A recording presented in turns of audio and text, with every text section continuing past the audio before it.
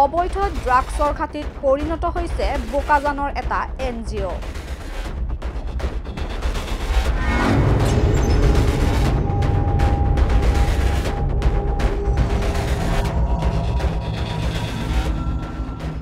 আৰক্ষীৰ উপস্থিতিত প্ৰশাসনে NGOটোত ওলমালে তলা।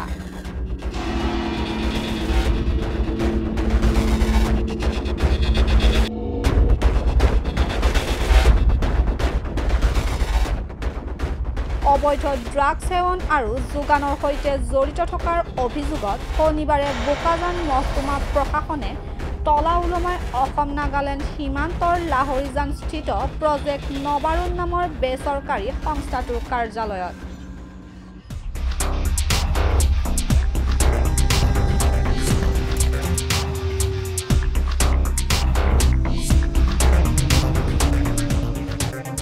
স্থানীয় লোকৰ অভিযোগৰ ভিত্তিত খটখটীয়া আৰক্ষীৰ সৈতে বোকাজান মহকুমাৰ দণ্ডাধীশে উক্ত NGOটোত উপস্থিত হৈ 20 জনৰো অধিক ড্ৰাগছ আসক্ত যুৱকক ড্ৰাগছ সেৱন কৰি থকা অৱস্থাত প্ৰত্যক্ষ কৰে।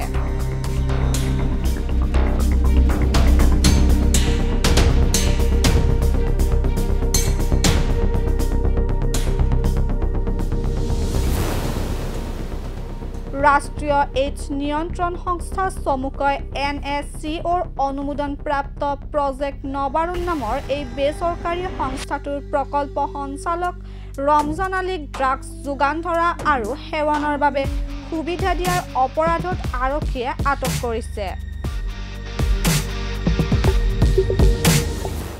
ড্ৰাগছৰ বেহা নহয় স্যাৰ, এইবিলাক মিছা কথা হয়। এইবিলাক চব ক্লায়েণ্ট হয়, খোৱা মানুহ হয়। ইয়াত দেখা গৈছে 20 জনতকৈ অধিক লোক আছে, গোটেইকেইটা ড্ৰাগছ এডিক্ট। ডেইলি 300 মানুহ আহে OSD খাবলৈ। OSD খাবলৈ আহে। চাদাৰ টাইমত কি ঔষধ থাকে? OSD থাকে নেকি? স্যাৰ চাদাৰ টাইমত কি অফিচ থাকে, সিহঁতে খোৱা মানুহ হয়। এতিয়া আমি কি ক'ব পাৰিম স্যাৰ? ইনজেক্টিং ড্ৰাগ ইউজৰ হয় এইবিলাক। আপুনি NGOৰ কি হয়? স্যাৰ মই PD হয়। নাম কি আপোনাৰ? ৰমজান আলী। কিমান দিনৰ পৰা চলাইছে? স্যাৰ মই ইয়াত এবছৰৰ পৰা কৰি আছোঁ। এবছৰৰ পৰা এনেদৰে আপোনালোকে ড্ৰাগছৰ নাই, আমি OSD দি আছোঁ স্যাৰ। OSD দি আছোঁ, মেডিচিন দি আছোঁ, ICTCত লৈ গৈ আছোঁ, HIV পজিটিভ ওলাই দি আছোঁ, ARTত লৈ গৈ আছোঁ, ইহঁতক লিংক কৰাই দি আছোঁ। কিন্তু আজি আৰক্ষী অভিযানত দেখিবলৈ পোৱা গ'ল ইয়াত চাদাৰ টাইমত ড্ৰাগছ উদ্ধাৰ হৈছে। কি স্যাৰ চাদাৰ টেমাটো স্যাৰ ক্লায়েণ্ট ডিউটি লৈ আহে। এতিয়া চাদাৰ টেমা সিহঁতে কি কৰে ইহঁত চেক কৰিবতো নোৱাৰোঁ আমি। এজ এ PD আপুনিতো চেক কৰিবলৈ আপোনাৰ দায়িত্ব হৈছে। স্যাৰ আমি চেক কৰিব নোৱাৰোঁ স্যাৰ। কেলৈ চেক কৰিব? আমি কেনেকৈ চেক কৰিম? ইয়াত যি প্ৰায় 20 জন যুৱকক ইয়াত দেখা গৈছে, কিন্তু তেওঁলোক গোটেইকেইজনেই কিন্তু ড্ৰাগছ আসক্ত ল'ব আহে, নহ'লে নিডল চিৰিঞ্জ ল'ব আহে, এইবিলাক কৰিবলৈ আহে sir. Needle syringe experience program আছে আমাৰ লগত, আৰু OSD প্ৰগ্ৰাম চলি আছে, আৰু কণ্ডম চব দি আছোঁ আমি। তেওঁলোকে নিজে কৈছে যে নিজ মুখেৰে যে ড্ৰাগছটো ইয়াত সেৱন সিহঁতৰ ভিতৰত কি হৈ আছে স্যাৰ? আপোনালোকে যোগান ধৰে বুলি কৈছে নেকি? আপোনালোকে যোগান ধৰে বুলি কৈছে? স্যাৰ আমি কেনেকৈ যোগান ধৰিম? আমি ইহঁতক বুজাই আছোঁ সিহঁতে কেনেকৈ ভাল হ'ব পাৰিব, কেনেকৈ ভালকৈ সমাজত তুলিব পাৰিব, এইটো কৰি আছোঁ। আপুনি চাইক'লজিকেল ডিছঅৰ্ডাৰ মানুহ হৈছে, আমি কি কৰিব পাৰিম? আমি আমাৰ কাম কৰি আছোঁ। আজি আপোনালোকে অভিযান চলাইছে, কি কয়? এইটো একচুৱেলি দীৰ্ঘদিনীয়া এটা কমপ্লেইন আছিলে পাব্লিকৰ ইয়াতে, এই লাহৰিজান এৰিয়াৰ।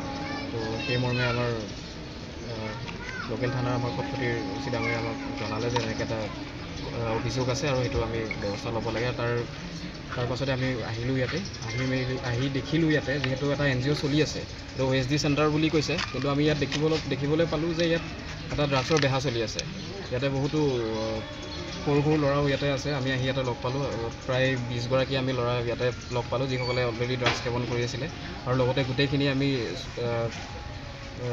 হেৰি কৰাৰ পিছত, গোটেই চেক কৰাৰ পিছত আমি পালোঁ ইয়াতে বহুতো চিৰিঞ্জ বা তেনেকৈ ইউজ যিখিনি আমাৰ নিডলছ হয় সেইখিনিও আমি উদ্ধাৰ কৰি ইয়াতে পালোঁ।